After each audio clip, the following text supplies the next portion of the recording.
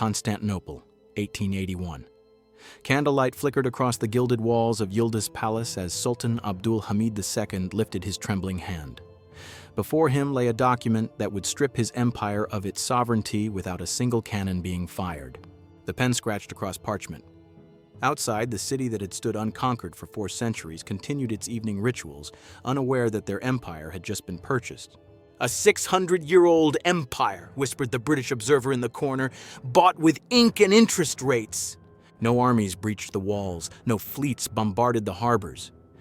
The Ottoman Empire fell to something far more insidious than gunpowder: debt. Rewind 2 centuries. Ottoman soldiers watered their horses in the Danube, their camps stretching from the gates of Vienna to the deserts of Baghdad. European mothers frightened children with tales of Turkish warriors. The crescent banner represented the most formidable military machine on earth. Sultan Mahmud II inherited this legacy in 1808, but the world had changed. While Europe industrialized, Ottoman foundries still produced medieval weapons. British railways connected continents. Ottoman goods still traveled by camel caravan.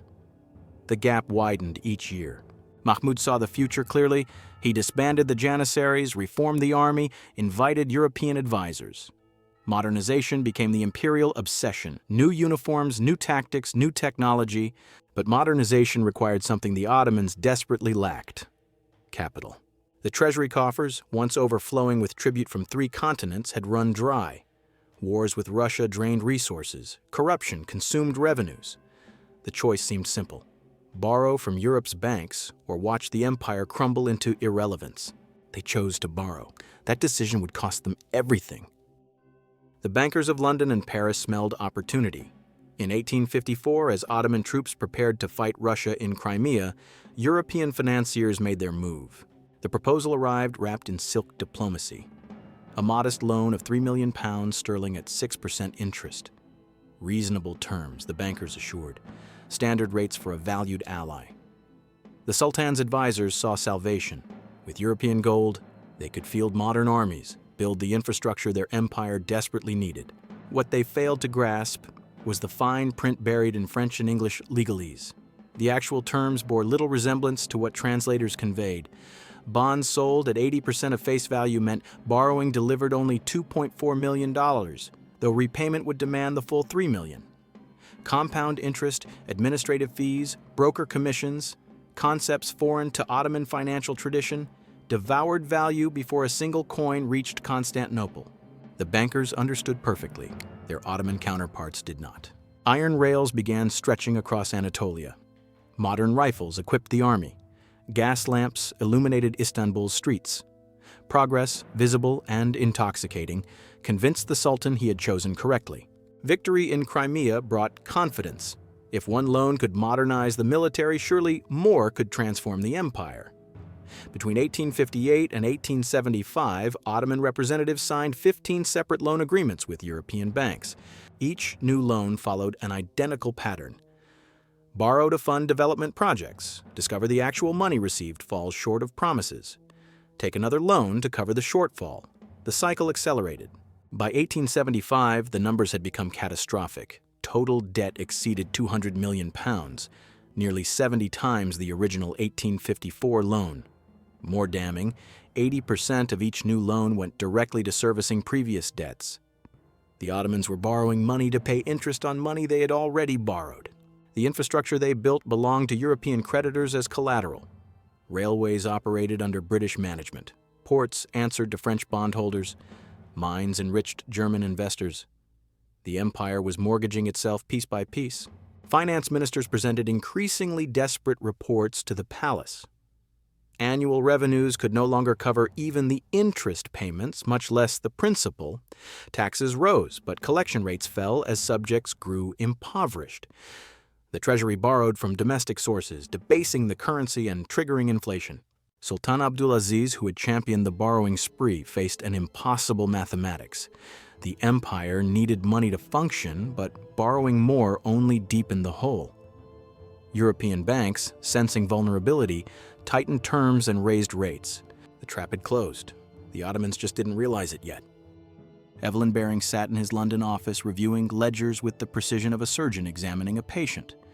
Later known as Lord Cromer, this banker-turned-diplomat understood a truth that generals and admirals had missed. Empires could be conquered with balance sheets. The Rothschild and Baring Brothers banks had refined imperial finance into an art form. Their strategy operated on elegant simplicity. First, extend credit generously to nations eager for modernization. Second, structure terms ensuring repayment becomes mathematically impossible. Third, when default arrives, and it always arrives, offer rescue in exchange for control. No treaties required, no diplomatic protests to manage. Just contracts signed willingly by grateful borrowers who believed they were receiving aid. Baring had tested this model in Egypt with spectacular success. Khedive Ismail borrowed frantically to build the Suez Canal, then discovered he couldn't service the debt. British financial advisors arrived to help, bringing with them control over Egyptian customs, railways, and eventually the government itself. By 1882, Britain ruled Egypt in all but name, and not a single official declaration of war had been filed. The Ottoman Empire presented a larger prize, but the playbook remained identical. Let them borrow, let them build, let them fail. Then step in as saviors. British diplomats cultivated relationships with Ottoman ministers, offering financial advice that consistently led to more borrowing. When Sultan Abdulaziz hesitated before signing new loan agreements, European advisors reminded him that refusal might damage the empire's creditworthiness. The veiled threat was clear: borrow on our terms or watch European support evaporate. European financial consultants established permanent offices within Ottoman ministries by the 1870s. They reviewed budgets, advised on expenditures, monitored revenues. Officially, they served at the Sultan's pleasure. In practice, they reported to their respective governments and the banks holding Ottoman debt. These advisors didn't need military backing. Contract law proved more binding than occupation. When the Ottomans granted concessions for the Berlin-Baghdad Railway, German banks gained not just construction rights, but operational control for 99 years. The tracks belonged to the Sultan on paper, the profits flowed to Berlin. The same pattern repeated across the empire. British firms controlled telegraph lines, French companies managed ports, Austrian consortiums operated mines. Each concession, granted as collateral for loans, transferred economic sovereignty to foreign powers. Infrastructure ownership meant strategic control. Whoever operated the railways determined which goods moved where, which cities prospered, which regions remained isolated. Military movements required permission from foreign railway managers. The Ottoman army needed European cooperation to defend Ottoman territory. A British banker, celebrating the 1875 Ottoman default at his club, reportedly declared, "Why waste money on colonial administration when the debtor nation will govern itself and simply hand us the revenues? We don't conquer colonies anymore, we purchase them, and they thank us for the privilege." The invisible hand had achieved what centuries of warfare could not. The Ottoman Empire remained independent in name, but every significant economic decision required European approval. The debt trap had become a gilded cage. October 6, 1875. The announcement arrived like a death knell across European financial markets. The Ottoman Empire declared it could no longer meet its debt obligations. Finance Minister Safet Pasha delivered the news with diplomatic euphemism. The empire would pay only half the scheduled interest. The remainder would be deferred until revenues improved. European bondholders understood the translation default. Panic erupted in the palaces of Constantinople.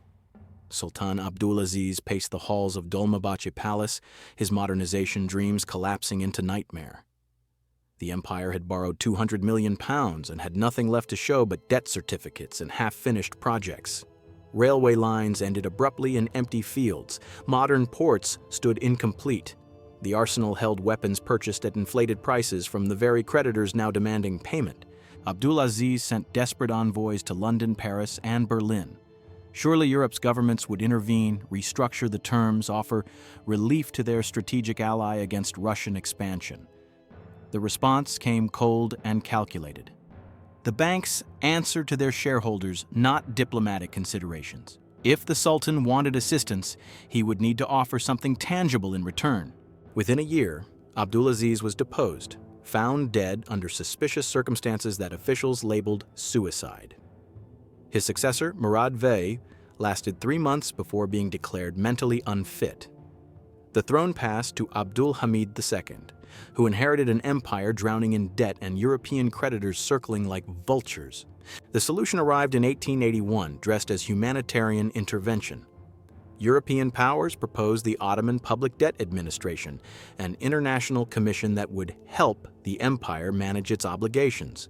Abdul Hamid II had no leverage to refuse. He signed the decree creating what amounted to a parallel government answerable to foreign creditors rather than Ottoman subjects. The Optia's structure revealed its true nature. Representatives from Britain, France, Germany, Austria, Hungary, Italy, and the Ottoman Empire itself formed the council. 6 foreign voices, 1 Ottoman. Democratic it was not. The powers granted to this council exceeded those of most sovereign governments.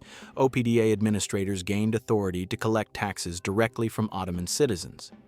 The tobacco monopoly, salt tax, stamp duties, silk tithes, fishing revenues all flowed through European hands before a single coin reached the imperial treasury. Inspectors fanned across the empire, establishing collection offices in every major city.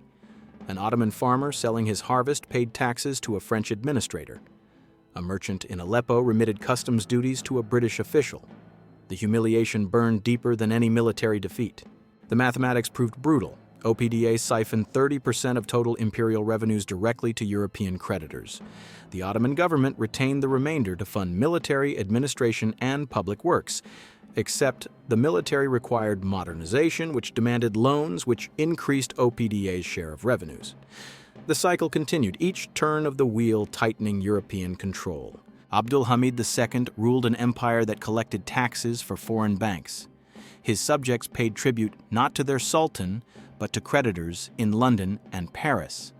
The Ottoman Empire had become a debt colony, sovereign only in the legal fiction that allowed European powers to avoid the administrative costs of formal conquest. The debt trap had achieved its purpose. Britain had purchased the Middle East without firing a shot. November 1914. The Ottoman Empire made its fatal choice, joining the Central Powers alongside Germany and Austria-Hungary. Sultan Mehmed V declared jihad against the Entente, betting the empire's future on a German victory. Britain saw not a threat, but an opportunity. For decades, the debt mechanism had granted economic control while leaving the messy business of governance to the Ottomans. War provided the perfect pretext to finish what the bankers had started. The cabinet discussions in London betrayed no pretense of defensive necessity. Colonial Secretary Lord Kitchener spoke plainly. The Ottoman territories represented the last unclaimed prize of imperial expansion. Mesopotamia's ancient cities, the Levantine coast, the Arabian Peninsula, all would soon be available for partition. France had similar ambitions. Centuries of trade relationships and Catholic missionary work in Syria and Lebanon had created what French diplomats called their natural sphere of influence. Russia wanted Constantinople and the Straits. Italy demanded a share. The vultures had gathered. By early 1915, secret negotiations began. The war still raged, the outcome uncertain, but the Entente powers were already dividing territories that didn't yet belong to them. Mark Sykes, a British aristocrat and Middle East traveler, received his appointment as chief negotiator. France sent François-Georges Picot, a seasoned diplomat with extensive Levantine experience. Their mandate was simple: decide who gets what when the Ottomans fall. May 1916. In a secured room at 10 Downing Street, Sykes and Picot bent over maps of the Middle East, pencils and rulers in hand. What followed would shape the region for the next century. The two men drew lines, straight lines, geometric lines, lines that ignored mountains, rivers, tribal territories, and religious communities. A ruler placed against a map, a pencil dragged across paper, and the fate of millions was sealed. Britain would receive Mesopotamia, the oil-rich provinces that would become Iraq. Palestine and Transjordan fell under British mandate. France claimed Syria and Lebanon. An enclave around Jerusalem would be internationalized. The map emerged as a patchwork of European ambitions, each zone color-coded and assigned. The Kurds, promised their own state during wartime negotiations, found their homeland split between 4 different countries. The Armenians received similar betrayals. Assyrian Christians discovered themselves minorities in nations designed by Europeans who had never visited their villages. Tribal confederations that had maintained stable relationships for generations were severed by borders. The Shamar tribe found itself divided between Iraq and Syria. Trading routes that had functioned for millennia suddenly crossed international frontiers requiring customs negotiations. Religious considerations received no attention whatsoever. Sunni populations ended up governed by Shia-dominated administrations. Christian communities found themselves isolated in Muslim-majority states. The deliberately heterogeneous provinces the Ottomans had maintained for administrative balance were redrawn into volatile ethno-sectarian powder kegs.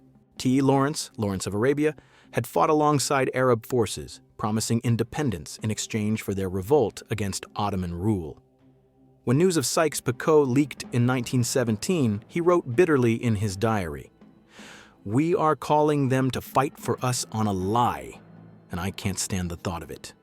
The agreement became public after the Bolshevik Revolution, when Lenin's government published the Tsarist archives containing the secret treaty. Arab leaders who had allied with Britain felt the sting of betrayal. European diplomats shrugged. Wartime promises, they explained, were never meant to be binding. The treaty didn't just redraw borders. It revealed the cynical reality behind decades of Ottoman debt manipulation. The loans, the OPDA, the financial advisors, all had been preparation for this moment. Britain and France had purchased the Middle East on installment, and now they were claiming title to the property. May 1908. A drilling team in Persia struck something that would transform the entire calculation of Middle Eastern value. Black crude erupted from the desert floor, and suddenly the debt trap revealed its true purpose. Oil had been a curiosity, useful for lamps and industrial lubricants. Then came the internal combustion engine. Navies converted from coal to oil-fired turbines. Automobiles multiplied across Europe and America. Aviation emerged as military necessity. Petroleum became the blood of modern civilization. The timing was immaculate. Just as Ottoman territories became available for partition, geologists confirmed what speculators had suspected. The Middle East sat atop the world's largest petroleum reserves. In 1927, drillers near Kirkuk in British-controlled Iraq hit a gusher so powerful it took 9 days to cap. The well produced 95,000 barrels daily, more than all American wells combined at the time. Geological surveys suggested this was merely the beginning. The entire region from Persia to Arabia floated on underground oceans of crude. The decades of Ottoman loans suddenly made perfect sense. Britain hadn't been financing modernization out of diplomatic generosity. The debt trap had been geological speculation, a calculated gamble that someday, somehow, these territories would yield resources worth more than the loans extended. The gamble had paid off spectacularly. The British government moved with corporate efficiency. In 1909, the Anglo-Persian Oil Company received its charter with explicit government backing. Winston Churchill, serving as First Lord of the Admiralty, understood that naval supremacy now depended on petroleum access. Churchill pushed through legislation making the British government a majority shareholder in Anglo-Persian. For the first time, a European power directly owned and operated resource extraction in former Ottoman territories. The company wasn't merely British-supported. It was Britain. The contracts defied any reasonable definition of partnership. 75% of profits flowed to London. The remaining 25% was divided among local governments, operating costs, and reinvestment. Host nations provided the land, the labor, and the resource, yet received a fraction of the value. Iraq's oil, extracted by Iraqi workers from Iraqi soil, enriched British shareholders. The arrangement was termed debt repayment. Ottoman loans taken decades earlier, spent on railways that benefited European trade, were now being settled with petroleum concessions lasting 99 years. The new borders suddenly revealed their logic. Iraqi boundaries had been drawn to maximize oil field inclusion while minimizing population. Kuwait was separated to provide Britain with a compliant microstate controlling additional reserves. Pipeline routes determined which territories fell under which mandate.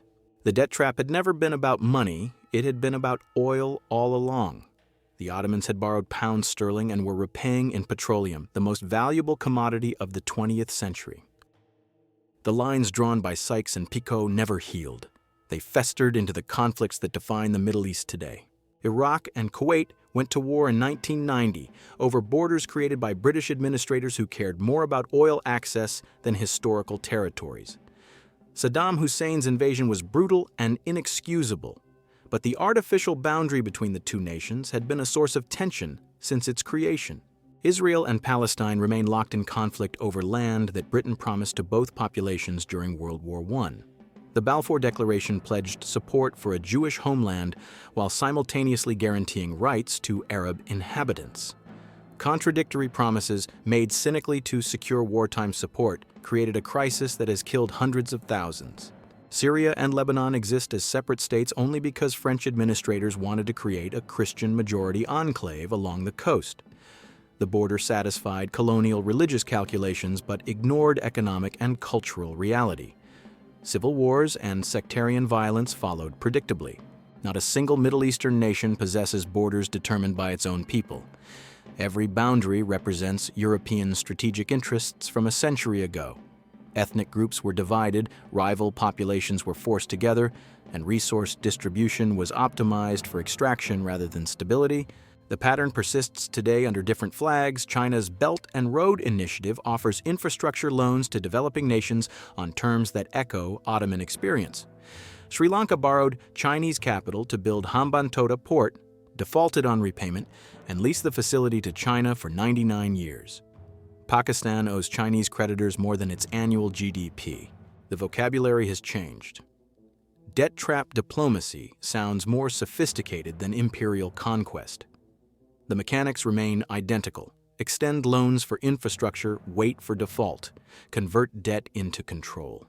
History doesn't repeat itself precisely, but it rhymes with disturbing consistency. Constantinople, 1881.